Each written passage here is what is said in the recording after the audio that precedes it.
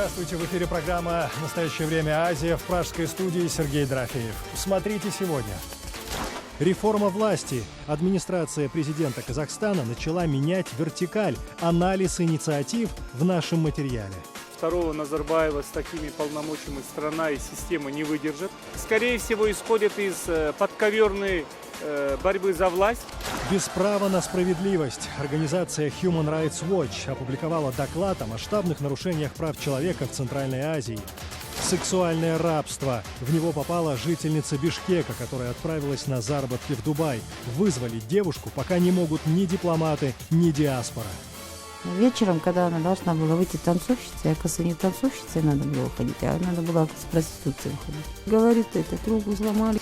Кто вместо Саакашвили? У Одесской области новый губернатор. Порошенко своего в прошлом друга резко критикует. 30% кошки. 30% средств, выделенных государством, с кровью оторванных от других регионов, от плательщиков налогов и направленных в Одессу. То тендер не организовали, то подрядчика не нашли. История о мужестве и любви. Нуржигиты из Кыргызстана лечат всем миром и обещают вылечить. Теперь мальчик может учиться, как и другие дети. Сейчас Нуржигит ходит в школу. Нам предложили домашнее обучение, но я не согласилась. Структура власти в Казахстане будет изменена. В администрации Нурсултана Назарбаева готовят реформы. Президент заявил о создании рабочей группы по вопросам перераспределения полномочий между ветвями власти.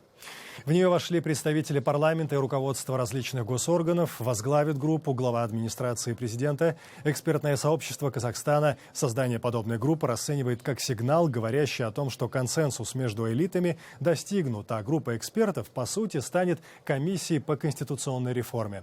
При этом ряд аналитиков полагает, для решения проблем в стране одних изменений в Конституцию недостаточно. Второго Назарбаева с такими полномочиями страна и система не выдержит. Скорее всего, исходит из подковерной борьбы за власть в постназарбаевский период. И мне кажется, что распределение полномочий между конституционными ветвями власти – это, скорее всего, распределение будущих возможностей между сильнейшими кланами. Те структуры, которым это собирается передавать, на самом деле не являются сильными игроками. Вот если даже вы что-то передадите парламенту, ныне действующему парламенту, да, что он с этими функциями и полномочиями реально будет делать? С такими депутатами, с такими политическими партиями, которые сидят в парламенте, партии зомби. Понятно, что ныне действующий парламент, по сути, он не приспособлен к самостоятельной игре, к тому, чтобы даже те функции, которые ему дают, он мог бы использовать на все 100. Тем более, что несколько лет тому назад формально парламенту передали полномочия в свое время от президента по формированию правительства. По продвижению кандидатуры премьер-министра, одобрению кандидатур членов правительства. Но все же хорошо понимают, как на самом деле ситуация происходит. Депутаты одобряют уже выбранные кандидатуры, которые выбирает глава государства через список администрации президента. То есть наш парламент как выполнял роль нотариальной конторы, так и выполняет эту роль, да? На следующий день после заявления президента о создании группы в СМИ появилась информация о новом первом заместителе главы администрации президента. Кресло, по сути, главного идеолога страны занял 57-летний Марат Тажин. Он уже работал на этом посту в 2002-2004 годах и в 2005-2006. Тажин является представителем так называемой «Старой гвардии». Ранее занимал посты госсекретаря, министра иностранных дел и председателя Комитета национальной безопасности. В Казахстане все чаще звучат мнения о том, что 2016 стал, по сути, провальным годом для идеологии. Видимо, президент понял, что эта работа полностью провалена. Это показал прошедший год земельными вопросами, это показали последние события, связанные с информационной политикой. Вообще вот эта чехарда министерств и ведомств, ответственных за внутреннюю политику, показывает, что у власти нет четкого понимания ситуации, четкого плана по выходу из этого кризиса, такого идеологического и информационного кризиса. Первый момент, насколько он может быть самостоятельным. Скажем так, он может внести адекватные какие-то предложения, насколько они будут приняты тем же президентом или руководителем администрации, которому он формально подчиняется.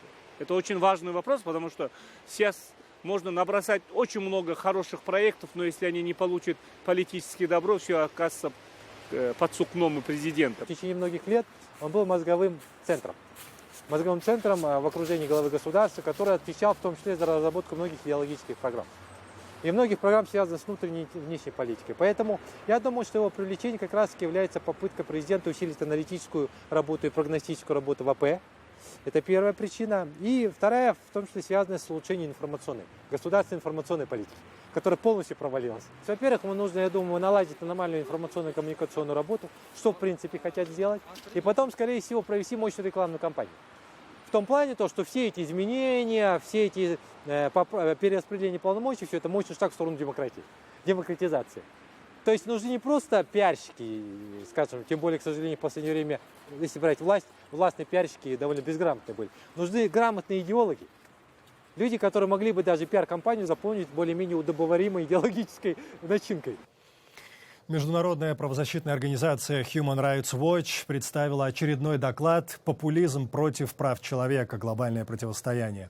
В нем говорится, что в 2016 году курс на укрепление власти, проводившийся лидерами стран Центральной Азии, сопровождался многочисленными нарушениями прав человека. В Казахстане правозащитники отметили многочисленные нарушения во время парламентских выборов, неоднократные аресты гражданских активистов и участников акций протеста. Продолжается преследование независимых журналистов. Отдельно в докладе упоминается осужденный на 6 лет лишения свободы президент Союза журналистов Казахстана Сеидказы Матаев. После кончины Ислама Каримова, отмечается в докладе, приход к власти в Узбекистане нового лидера Шавката Мирзияева не стал поводом для улучшения ситуации с правами человека. Задержанные активисты и журналисты нередко подвергаются пыткам. Кроме того, каждую осень власти принудительно отправляют на сбор хлопка более 1 миллиона жителей страны. Правозащитники Human Rights Watch отмечают, что в Кыргызстане принципиального изменения ситуации также не произошло. Власти не выполнили мартовское решение Комитета ООН по правам человека, призвавшего немедленно освободить правозащитника Азимжона Аскарова. Продолжается насилие и дискриминация в отношении женщин и членов ЛГБТ-сообщества. Что касается Таджикистана, там, говорится в докладе, произошло резкое ухудшение ситуации с правами человека. Представители оппозиции приговорены к длительным срокам лишения свободы. Кроме того, итог конституционного референдума, позволяющего авторитарному президенту Эмомали Рахмону пожизненно оставаться у власти, был фактически предопределен. Туркменистан, организация Human Rights Watch отнесла к числу самых репрессивных и закрытых государств мира. Власти пресекают любые проявления политического или религиозного инакомыслия и осуществляют тотальный контроль за информацией. В стране исчезают десятки людей. В Ашхабаде просело новое здание международного аэропорта, построенное в прошлом году к открытию азиатских игр. Представители турецкой строительной компании «Полимекс», именно она была основным подрядчиком, вызвали в администрацию президента для объяснений. В прошлом году новый аэропорт с пафосом открывал сам президент Туркменистана. На строительство объекта было потрачено более $2 миллиардов. Здание вошло в Книгу рекордов Гиннесса как самое большое в мире архитектурное изображение коврового орнамента. Пропускная способность нового аэропорта – 17 миллионов пассажиров в год. По информации туркменской службы «Радио Свобода», создана специальная комиссия, привлечены местные и зарубежные специалисты. На крыше здания разошлась прозрачная обшивка, вылетели стекла, в здании нарушены коммуникации. И кроме того, туркменские власти интересуются у турецкой стороны, каким образом информация о недостатках здания попала в эфир наших коллег. Следующая история о сексуальном рабстве. В него попала 27-летняя жительница Бишкека Алина, уехав на заработки в Дубай. Как рассказала нашему корреспонденту мать девушки, молодая вдова была вынуждена покинуть родину. 3 ее детей ютятся в съемном бараке. Чтобы заработать на жилье, Алина Шадыканова решила устроиться танцовщицей за границей. Но все вышло совсем не так, как планировала молодая женщина. Подробнее Жибек Бегалиева. Да, я. Ты, я. Этот старший 2008 года, потом 2014 и 2015. Присматривать за младшими братьями бабушке помогает Алмаз. Первоклассник хорошо учится и считает дни до приезда мамы. Когда ты маму последний раз видел? 22-го. 23-го она улетела. Вернуться домой сыну 27-летняя Алина обещала через полгода. Накопив деньги, девушка мечтала купить комнату в общежитии. Часть суммы Алина уже внесла. Дочь Анары Кадыковой до этого работала в Турции. В последнее время она решила, чтобы зарплаты побольше было, то взрывают это в Стамбуле все. И она договорилась, оказывается, и уехала в Дубай. В Эмиратах Алина планировала работать танцовщицей в одном из многочисленных развлекательных заведений, но на самом деле девушку ждала совсем другая работа. Но вечером, когда она должна была выйти танцовщицей, оказывается, не танцовщицей надо было выходить, а надо было, оказывается, проституцией выходить. Это они подрались, оказывается. Говорит, руку сломали, говорит, мам, вот так сюда опухло, говорит. Слез уже не осталось, все выплакало. С тех пор свой телефон Анара Кадыкова из рук практически не выпускает. Ждет, что дочь, возможно, снова позвонит. Но вестей от нее 7 января нет. Снова и снова она прокручивает в голове последний разговор с дочерью. Она сказала, что должна отдать им 180 тысяч долларов. Вот такие, оказывается, цены. Индус оказался во главе. Везде, в полиции связи. Они же, оказывается, в Казахстане взяли 6 девушек. Вот такой был рейс. Еще, говорит, 3 были. Или из Молдовы, или Украины. В МИДе и МВД страны разводят руками. Найти кыргызстанку доступными ими способами пока не удалось. Нашим консулам были проверены центральные тюрьмы, государственные морги, полицейские участники Эмиратов, город Дубай и ряд Эмиратов о наличии гражданки Кыргызской республики Шадыкановой. В указанных местах Шадыканова не значилась. Также была осуществлена проверка о наличии обращения гражданки Шадыкановой в медицинское учреждение. Также гражданка Шадыканова не обращалась. Омбудсмен, к которому в первую очередь обратилась мать пропавшей девушки, обещает следить за историей. Слишком много в ней непонятного. Согласно информации правоохранительных органов Эмирата, якобы девушка покинула страну. То есть там система есть, но надо уточнить, может быть, кто-то взял ее паспорт, и, может быть, это не соответствует действительности. Похожая история в Дубае случилась в прошлом году. Тогда с помощью членов кыргызской диаспоры удалось вызволить из плена молодую кыргызстанку. Если приезжать сюда, используя обходные пути или серые схемы, можно стать жертвами разных махинаций. Потому что у нас были случаи, когда девушки попадали в сексуальное рабство. Поэтому приезжать сюда и устраиваться на работу обязательно надо только законными путями. О пропавшей в Дубае Алине кыргызстанцы, живущие там, пока не знают. Но в случае, если местная полиция не найдет ее, в диаспоре готовы помочь с поисками. Дюбек Бегалиева, Азат Антымаков. Настоящее время. Бишкек, Кыргызстан. Целый город всего за несколько лет вырос на китайской территории прямо у казахстанского пограничного пункта Харгос. Чтобы попасть на шопинг в приграничную зону, люди занимают очередь с раннего утра. Казахстанские власти заявили о планах построить по эту сторону границы город на 100 тысяч жителей. Пока же в этой местности расположен небольшой населенный пункт, где прописано всего 3000 человек. Длинная очередь с самого утра. Вереницы желающих попасть в китайские торговые центры на границе. Впрочем, очередь весьма условная. В решающий момент вперед вырываются самые шустрые, чтобы внутри таможенного пункта вновь занять очередь. Центр приграничного сотрудничества построен в нейтральной зоне на казахстанско-китайской границе. Часть его относится к Казахстану, часть к Китаю. Торгуют в основном китайцы. Казахстанцы в роли покупателей. Все товары произведены на китайских фабриках. Экспортируются в Пакистан, Россию, во все страны мира. Внутри Центра приграничного сотрудничества, чтобы попасть из одного торгового дома в другой, покупатели передвигаются на транспорте. Общая территория около 560 гектаров. В торговых точках на казахстанской стороне не только местная мука и кондитерская продукция, но и товары из-за рубежа. Табачные изделия из Кыргызстана, шоколад из Украины, печенье из Турции. Продавец в казахстанском павильоне китаянка. Говорит, что мед и кондитерские изделия пользуются спросом. Для посещения Центра приграничного сотрудничества Харгос виза не нужна. По идее, предприниматели могут представить здесь свою продукцию и договориться о поставках в Китай. Инициатива открыть этот центр принадлежит казахстанской стороне. Это полностью инициатива Казахстана. То есть это было выдвинуто нашей страной в 2002 году в рамках визита президента в Китайскую Народную Республику. Тогда был поддержан проект. Китай идею активно поддержал. За несколько лет выстроен целый город, в котором живет, как кажется, около 80 тысяч человек. О намерении построить свой город на границе заявил и Казахстан. По планам он будет рассчитан на 100 тысяч жителей. Предварительный макет нового города, который обещают назвать Нуркентом, показали президенту Казахстана Нурсултану Назарбаеву в прошлом году. Сейчас в населенном пункте на месте будущего Нуркента 3000 жителей. Говорят, здесь будут построены дома. Не знаю, правда или нет. Эта местность, как говорят казахстанские власти, по госпрограмме Нурлы-Жол и китайской программе «Великий шелковый путь» должна превратиться в крупнейший транспортный хаб в регионе. Тилхан Мамашин, Санат Нурбеков, Азатык ТВ. Далее в программе. Кто вместо Саакашвили? У Одесской области новый губернатор. Порошенко своего в прошлом друга резко критикует. 30% кошти. 30% средств, выделенных государством, с кровью оторванных от других регионов, от плательщиков налогов и направленных в Одессу.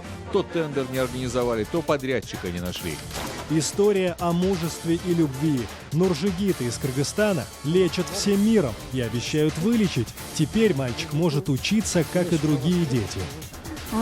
Сейчас Нуржигит ходит в школу. Нам предложили домашнее обучение, но я не согласилась. У Одесской области новый губернатор. Президент Украины представил преемника Саакашвили, при этом очень нелестно отозвался о работе грузинского реформатора. Как отреагировала на это команда Саакашвили и почему в Одессу возвращается олигарх Игорь Коломойский, об этом Всеволод Ананьев. Президент Украины лично приехал в Одессу представлять нового главу обладминистрации. На смену Михаилу Саакашвили пришел Максим Степанов. Людина, яка має дві вищі освіти. Человек, у которого 2 высших образования. Человек не новый в Одесской области. Есть опыт работы в качестве первого заместителя главы обладминистрации. Человек, который настроен тут работать, а не ездить по заграницам. Тут працювати, а не ездить по закордонах. Нелестно отозвался президент и о команде Саакашвили. Она работала неэффективно. Выделяемые на реформы средства освоить не смогла. 30% кошти. 30% средств, выделенных государством, с кровью оторванных от других регионов, от плательщиков налогов и направленных в Одессу. То тендер не организовали, то подрядчика не нашли. Саакашвили назвал выступление президента ложью. А в первый рабочий день нового губернатора закрылся Центр обслуживания граждан. Это была гордость Саакашвили. Сотрудников не пускают на работу. Делается все, чтобы показалось, что мы работаем плохо. Делается все, чтобы показать, что мы несостоятельны. Наша команда несостоятельна. Позицию Саакашвили разделяет и одна из его ближайших соратников в Украине, Соломея Бобровская. Она руководила областью после ухода грузинского реформатора. Считает, речь Порошенко – месть Саакашвили. У него была площадка передать привет Михаилу, но для нас это было большое унижение. Потому что, унизив нас, он унизил себя. Мы были его лицом в области. Он нас представлял. Он нас назначал. Новые назначения свидетельствуют. Одесскую область вновь отдают олигарху Игорю Коломойскому. Представленный губернатор – кум Игоря Палицы, бизнес-партнера Коломойского. Он представлял область до прихода Саакашвили. Одновременно сменилось руководство и Одесской киностудии. Ей будет управлять подконтрольная олигарху группа компаний «1+1». Палица также остался в хороших отношениях с действующим одесским мэром Геннадием Трухановым. Всеволод Ананьев, в настоящее время, Одесса. Кандидаты на посты глав Пентагона и ЦРУ видят в России угрозу для США. Да, Вашингтон сотрудничал с Москвой, но он должен быть готов противостоять ей. Об этом на слушаниях в Сенате заявляет кандидат на пост министра обороны США Джеймс Маттис. О российской угрозе предупреждает и, возможно, будущий директор ЦРУ Майк Помпео. Если в период правления Барака Обамы основным направлением американо-российских отношений считали расширение сотрудничества между Вашингтоном и Москвой и так называемую перезагрузку, то в связи со сменой администрации все чаще говорят о конфронтации и почти неизбежном открытом противостоянии в том или ином виде. Именно об этом говорил на слушаниях в Сенате кандидат на пост министра обороны США Джеймс Маттис. Со времен Ялтинской конференции мы много раз пытались взаимодействовать с Россией. Список наших успехов в этом деле короток. Я думаю, сейчас важно понять, каким образом вести себя с господином Путиным и признать, что он пытается развалить НАТО. А мы должны предпринимать шаги в дипломатической, экономической и военной сферах, а также проводить работу с нашими союзниками по военному блоку для того, чтобы защитить себя. Отставной генерал морской пехоты Джеймс Маттис знает, о чем говорит. Он отслужил в вооруженных силах не один десяток лет. Как полагают многие комментаторы, он имеет неплохие шансы возглавить оборонное ведомство. Его кандидатуру предложил избранный президент Дональд Трамп. Накануне Сенат США принял решение о том, что в отношении Мэттиса будет сделано исключение, и он сможет, в случае утверждения кандидатуры, занять пост главы Минобороны. Дело в том, что американский закон о гражданском контроле не позволяет бывшему военному занимать этот пост ранее, чем через 7 лет после увольнения из вооруженных сил. А Мэттис сменил мундир генерала морской пехоты на гражданский костюм лишь в 2013-м. О потенциальной угрозе со стороны России высказался и другой кандидат на высокопоставленный пост – Майк Помпео. Он претендует на должность директора Центрального разведывательного управления. Выступая на слушаниях в Сенатском комитете по разведке, он припомнил Кремлю и Крым, и Сирию. Россия агрессивно самоутверждается. Она вторглась на Украину и оккупировала ее часть, угрожает Европе и ничего не делает для разгрома исламского государства. В своем выступлении, перечисляя номинантов на ключевые посты, Дональд Трамп упомянул и о некоторых первоочередных задачах, к выполнению которых им придется приступить немедленно. Новый президент уже заявил, что через 90 дней после вступления в должность он ожидает получить от разведслужб подробный доклад о нашумевших хакерских атаках последнего времени и контрмерах, которые американские профильные ведомства готовят для отражения таких нападений в будущем. Игорь Мавермахер. Настоящее время. Президент США Барак Обама наградил медалью свободы вице-президента Джозефа Байдена. Его полномочия на этом посту истекают 20 января, то есть уже через неделю. На пресс-конференции в Белом доме Обама назвал Байдена лучшим вице-президентом в истории США, что вызвало слезы. В последний раз в качестве президента я рад вручить эту высшую гражданскую награду нашего государства, президентскую медаль свободы.